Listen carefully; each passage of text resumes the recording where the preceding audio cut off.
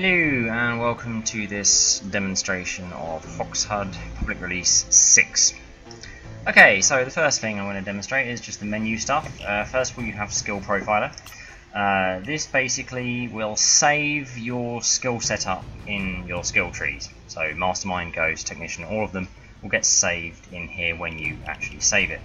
And the point of it is that it lets you very quickly switch between one build and another build. So for example, if I load my stealth build that I created, do this, and you'll now see I've got Mastermind, and I've got Ghost, and a little bit of Technician, just that basic Enforcer. And then if I do it again, and I switch to Loud, you'll now see that I've got a lot of Mastermind, a lot of Enforcer, a bit of Technician, and no Ghost at all. And basically the way you do it is you literally just buy the skills that you want, open Skill Profiler, and then hit save, and then you pick the profile to save it to, and that's it, it's saved. Easy peasy. You can obviously rename a profile, so I can rename it to that, and boom, it's called that. Adding and deleting a profile does what it says, so if I click add profile, there'll be a new one, profile 8, set it up. Whenever you create a profile, it's initialized with whatever you currently have, so it will have what I have right now. I don't want it, so I'm going to delete it. Okay, so that's Skill Profiler. Additionally, there's Boot Up Skills. This is basically whatever skills you had when you opened this menu in this session. So if I go and play a game, or close the game or whatever, and reopen it, when I click on Skill Profiler, Boot Up Skills will then be whatever I had at that time of clicking on Skill Profiler. Additionally, there's Inspect Player.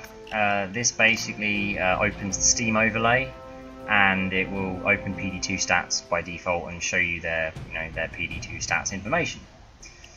Then we move on to the actual HoxHud options. There's a lot of stuff here, so I'll go through the ones that aren't obvious. Let's see, there's anti-cheat only. That turns off all of HoxHud's HUD customizations, and it becomes purely the anti-cheat features, which, for example, prevent people cheating with bags, prevent people cheating with deployables, prevent people doing interactions too fast, stuff like that. HUD only is the opposite. It turns off the anti-cheat and only does the HUD elements, so I'd only recommend turning this on if you have some sort of issue that arises, but you shouldn't generally have that. This re-enables the interaction circle that you get when you interact with something. By default, the interaction circle is turned off, and instead it shows a numeric timer, which you'll see when I play. Additionally, you get a charge timer when you're charging up your melee, and also you get a timer when you're loading. It's just like when you're doing an interaction. This is numeric suspicion. Just shows a numeric number when you're being detected rather than just the bar that the game has by default. And there's kill counters, obviously they're next to your name. Your own has the number of fatal headshots you dealt, number of fatal body shots, and then a total in brackets of the two. This is the colour that your health ring flashes when Underdog is active. If you've aced Underdog, it can flash yellow. Bullet Storm is obviously when you get that infinite ammo skill, you drop an ammo bag, it will change your ammo counters to be the infinity sign, and they'll flash blue. This sets the colour the interact timer changes to as you get closer to finishing your interaction, so once you're close to 0 seconds it will be green. Press to interact is a nice feature. Normally, obviously, you have to hold down, your interaction key to do an interaction. With press to interact, you just press it and you can let go. To do though is you can set what it's for. So, for example, you can have it for everything. You can have it for stuff that's above a threshold. So, obviously, it's set to 5 seconds. Anything that takes longer than 5 seconds or 5 seconds will be a push to interact. Anything below 5 seconds, you have to hold it down still. You can do it the other way around. You can do below threshold, so now anything that is 5 seconds or less will be a press, and anything that's above 5 seconds you have to hold it down for. And the last two options, or last three, sorry, are pages only and lockpicking. So anything that's lockpicking or pages you have to you get a press for, or just guard pages. So if it's a pager, you just press it and it will take care of it for you. And finally, just turn it off entirely. Okay, so that's those. In the extra options, there's just, you can show the timers. Whenever you have a drill running or an ECM jammer, it will give you a timer along the top left-hand side of the screen. They all stack up. If you don't want those timers, you can turn them off here. This will show a pager timer, or more specifically, if a pager is going unanswered, it displays a timer until somebody answers it, unless you're a client, and it will stay, because only the host knows when someone's actually answering a pager, unfortunately. So you can optionally turn off displaying the pager timers when you're a client. You can disable the original game suspicion meter if you want. This lets you have the sniper stance rotate when you have the angled sight active. It's more helpful, but it doesn't really give you any advantage, because you really cannot aim accurately when you don't use steel sight. So if you want to actually use the sniper effectively, you'd still need to use steel sight, even if you've got this on. Additionally, let's see, anything else in here that's particularly interesting? The hit indicators. When you get shot, you'll see hit indicators around a circle. They're better than the game's default ones because they actually dynamically rotate as you turn the camera around. So it actually shows you where you got hit from with decent accuracy. And you can just set how big the radius is for them to turn. Obviously, they all turn in a circle, so you can set the circle's radius. You know, if you set this up here, they'll be like around the edges of the screen. If you set it down here, they'll be in a tiny circle like that. You can set the starting color and the color it fades to, and you can set how many hit indicators it will display before it starts removing them, so you don't get, if you're getting shot from every direction, then it won't go crazy on the screen. This sets the migration threshold for the timers that will display along the top left. If you set it to 0, then they will stay in the tab screen forever, and if you set it to 500, they will start on the main screen and stay there.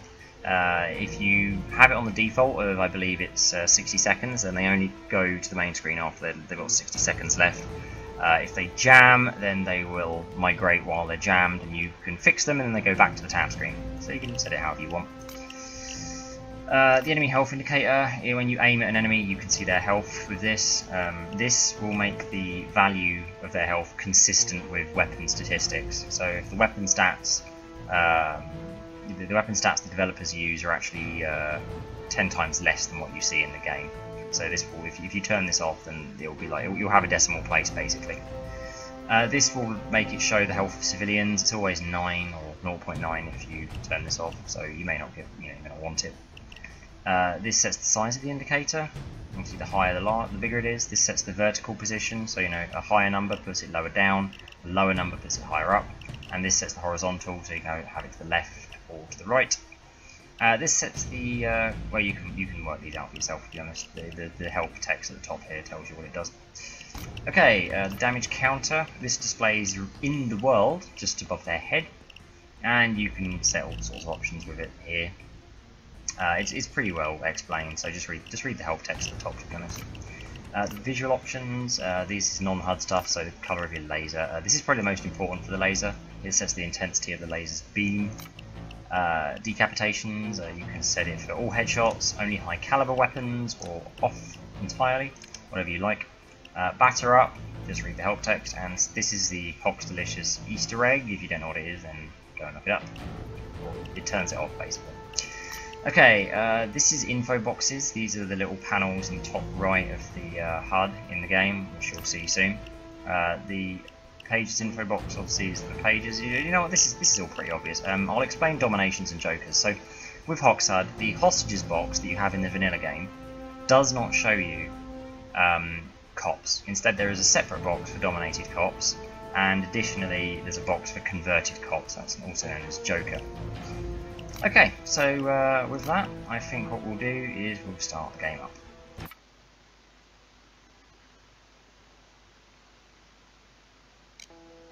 Okay, so you won't be seeing this weird stuff here. This is not part of it. And basically, one of the first things in HoxHud is buy all assets. That's what it says on the tin. Lets you buy every asset that you are actually entitled to use. So let's buy it. And you should see I've got everything except the body bags, because I don't actually have the skill for them. There we go, my friend unlocked them there. Okay, so what we're going to do is we're going to do a little bit of stealth to show you the stealth aspects, and then we'll sort of show you what happens when you go loud. Let me just get ready here. Okay, so let's play. Oh, let me fix my detection first. Hold on. Get some ammo. Okay, good. All right, let's start. HoxHud initialized. Thank you there to P Gold. Love that. Okay, so the first thing you'll notice is since we're in stealth, we have 0 hostages, 4 pages remaining. I've got 1 body bag, so I don't have the skill. There are 4 cops active on the map, and there's 4 gauge packages left. That's the bottom one. You'll see that my detection risk is displayed in the centre of my health. I have 75 detection, and Lava has 9. The sort of whitish circle is my sprinting stamina, so if I sprint, you'll see it going away. There we go, see I'm running out of stamina now. You'll also notice when he shouted down the civilian, it turned green. Pacified civilians, it turns green. If you don't like that or don't want it, then all you have to do is set it to red in the options, and you won't get a type of difference anymore. So as you can see, there's now a pager timer counting down. He's answered it, it's gone away. And if you look in the bottom left, you'll see that it shows him answering it, and it shows how long it will take him to finish answering the pager. And he's done. There we go. Great. Okay. So that's 1 guard dead. So there's now 3 guards remaining, and we have 3 pages remaining. Since we're still in stealth, you can see that he's also got 1 kill, as you can see. So I'm going to go bat this out. And that was close. Ooh, that's 75 detection. So you can see that I have a numeric number for my detection. It's not just a bar, but it actually has a number now as a percentage of how close you are to getting detected. So we're just going to wait for the cops to show up. Oh, we've got one. And he's down. I don't hear anything. There we go. Maybe sunspots? Guys, the thermal drill. Go get it. Okay, and he's done. So I think what we're going to do now is we're going to go loud and set up the drill. So the first thing you'll notice once I do this is that my detection risk that you see currently is 75. It will change to my revives. So here we go. Once the alarm goes off. Yeah, that camera's not happy, is it? Okay, now I've got 3 revives, and I happen to have Pistol Messiah aced, so I've got 3 Pistol Messiahs remaining. So we're going to go ahead and set up the drill now. I have all the upgrades. Here we go. And there's the drill timer. Now normally that will actually display in the tab screen. It will be just below melee kills. I don't like having it there usually, so I keep it on the main screen. You can customize it however you want. Let's get this guy down. So you can see that the drill's partly upgraded. The circle's not full, so I've got basic speed upgrade. Yeah, you can see they've got basic speed upgrade. Lava's upgrading it, so it'll change in a second. If he's got silent drilling, it should turn the text blue. Let's find out if he does. Yeah, there we go. He's got silent drilling, so the text turned deep blue. If he's got basic silent drilling, it turns a lighter blue. Additionally, when it jams, it will flash pink if it can restart. If it doesn't have auto restart, then it won't flash pink, it just flashes red. Okay, you can see there's these kill indicators when I shoot them. If I target one, I can see his health right now, and if I kill him, he gets that flashing thing over him. It's nice. Fatal headshot. Okay, so you'll see the info boxes in the top left changed. All the stealth related stuff went away because, you know, pages are useless now. They don't matter. Neither do alerted civilians. If we can find a cop, I'll try and dominate him.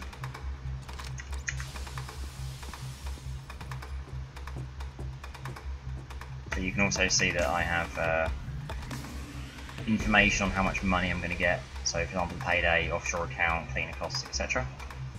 Oh, there you go. Now you can see here that you can see here now that we have a drill that could auto restart. It's flashing pink.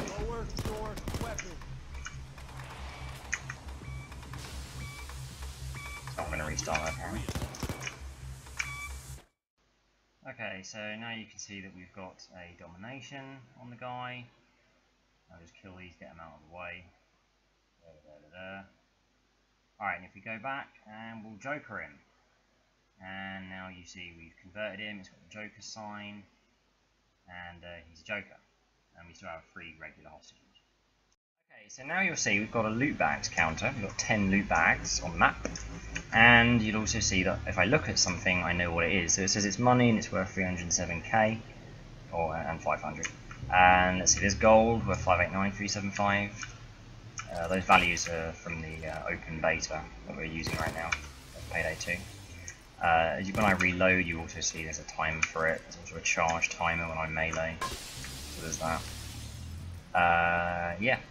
If I find a civilian to alert, I'll show you the alerted civ counter. Okay, so now you see I have an alerted civilian counter because he's, you know, crapping himself. If I pacify him by shouting at him, it will go away. Get down on the ground. It's gone. And as you see, he's got a little green exclamation mark there. You can just make it out because he's pacified. That's again a HoxHud feature. If you climb up, it disappears as usual. Okay, so that's all of that demonstrated. That's about it. Thank you for watching. Hope you enjoy HoxHud.